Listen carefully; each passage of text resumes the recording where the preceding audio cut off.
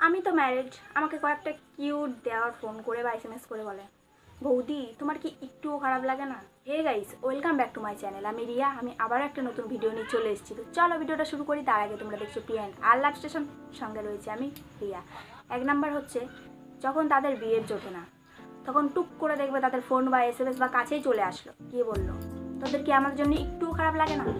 তখন বলি হ্যাঁ, কেন খারাপ লাগার তো কথাই, যদি সেরকম সিরিয়াসলি কিছু হয়ে থাকে। তখন বলে দেখিস না, পুজো আসছে, কত রকম রিসেপশন আসছে, একা একা যায়, তোদের কি একটু খারাপ লাগে না দেখে? তার মানেটা হচ্ছে সোজা সাপটা কিছু বলবে না, তারা বলতে চাইছে আমাদেরকে একটা মেয়ে খুঁজে দে। ভাই, আমরা কি মেয়েদের গোডাউন রেখেছি? মেয়ে বলে এই না যে প্রত্যেকটা মেয়ে আমাদের হাতে, আমরা যাকে বলবো আমরা তাকে বলবো তুই ওই ছেলেটার সাথে প্রেম কর, তবে সে তোমার কাছে ছুটে যাবে, এরকম তো কোনো কথাই নয়। অতএব আমাদের ওপর রাগ দেখিয়ে কোনো মানে হয়? তারপর আমরা মেয়েরা যখন আমাদের বয়ফ্রেন্ডদের নিয়ে ঘুরি, তখন টুক করে পাশ দিয়ে যদি পেরিয়ে যায় সেই ছেলে বন্ধুরা, তখন বলবে ঘুরে যা, তোদেরও তো সময়, এনজয় করবি তোরা, তোদের জিন্দেগি। আমরা কি, আমরা পৃথিবীতে এসেছি আবার চলে যাব? ভাই, এর কোনো মানে হয়? তোদেরও চোখ আছে, তোদেরও মুখ আছে, তোরা বল গিয়ে কর। অতএব আমাদের ওপর রাগ দেখি এর কোনো মানে হয়? আবার কিছু কিছু এমনই ছ্যাপলাপানা বন্ধু আছে যারা প্রয়োজন ছাড়া মনেই করে না করে তুমি কোনোদিন তোমার বান্ধবীকে তোমাদের ঘরে নিয়ে আসবে, তখন যদি সেই ছেলেটার চোখে পড়েছে যে আমার বেস্ট ফ্রেন্ডের সঙ্গে একটা মেয়ে এসেছে, কোনোদিন খোঁজ খবর নেবে না, মরে গেলেও পাশ দিয়ে তাকায় না। তারপরে বলবে কিরে কেমন আছিস, ওই মেয়েটা কে, মানে তোর ক্লোজ ফ্রেন্ড? মন্তব্যটা কি সেটা বলবে না, এক্সট্রা ডায়লগ মারবে আগে। ব্যাপারটা হচ্ছে ওর ওই মেয়েটাকে লাগবে, কিন্তু সেটা ডাইরেক্টলি না, ইনডাইরেক্টলি আমরা বলবো তোর কি লাগবে, তবে গিয়ে সে রাজি হবে।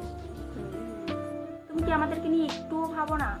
একটুও কি মন খারাপ লাগে না যে আমার দেওরগুলো একা একা ঘুরছে, এবারে পুজোতে যেন তারা দোকা ঘুরতে পারে, একার থেকে দোকা হতে পারে, এরকম একটা ব্যাপার। মানে মনে হচ্ছে ওর দায়িত্বটা আমি নিয়ে রেখেছি বিয়ে পর্যন্ত। আর কিছু কিছু ফ্রেন্ড আছে, কেউ বলবে তোকে এত টাকা দেবো বা এই খাওয়াবো, তাও তুই আমার জন্য একটা গার্লফ্রেন্ড খুঁজে দে। ভাই, এটা কি ঘুষ দিয়ে চাকরি হচ্ছে? এরকম ব্যাপার না, মানে তুমি খুঁজে দেবে, তারপর তোমাকে খাওয়াবে, তারপর তোমাকে ঘুষ দেবে, তার আগে তুমি 1 টাকাও পাবে না ওর কাছ থেকে। আর তুমি যখন সেটাতে ফেল্ড হবে তখন তোমাকে বলবে সাহস নেই, তুই চাস না, মানে উল্টাপাল্টা ভাবে সে তোমার সাথে ঝগড়া করবে, এমনকি সিন ক্রিয়েট করবে, আর তোমাকে নিয়ে গা জ্বলা জ্বলা কথা বলবে, মানে তোমার বয়ফ্রেন্ডকে বা গার্লফ্রেন্ডকে নিয়ে, মানে তোমার বয়ফ্রেন্ড আর গার্লফ্রেন্ডকে নিয়ে গা জ্বলা জ্বলা কথা বলবে। আমি মাঝে মাঝে ভাবি যে ভাই, আমি বিয়েটা না করে আগে তোদের বিয়েটা দিয়ে আমি বিয়েটা করলেই মনে হয় বেটার হতো। আবার কিছু কিছু ফ্রেন্ড আছে আমারই, মেয়ে ফ্রেন্ড, তারা ফোন করে বলবে ভাই তুই বিয়ে করে নিলি, ছেলে হয়ে গেল, আমাদের এখনো কিছুই হলো না, তোর মেয়ের বিয়ে দিবি তখন আমরা বিয়ে করবো। ভাই তোরা করিস না কেন এখনো? ভাও খাবি, ছেলেদেরকে ঘোরাবি, এনজয় করবি, মজা করবি, এটা তো হবেই, স্বাভাবিক। তো গাইস, এরকম নিত্য নতুন টিপস নিয়ে আবারও কালকে হাজির হবো। তো সবাই সঙ্গে থেকো, সাথে থাকে, অবশ্যই আমার ভিডিওটি ভালো লাগবে। আর ভিডিওটি যদি ভালো লাগে অবশ্যই সাবস্ক্রাইব করে রাখবে চ্যানেলে, যাতে পরবর্তী নতুন ভিডিও সবার আগে তোমাদের ফোনে পৌঁছে।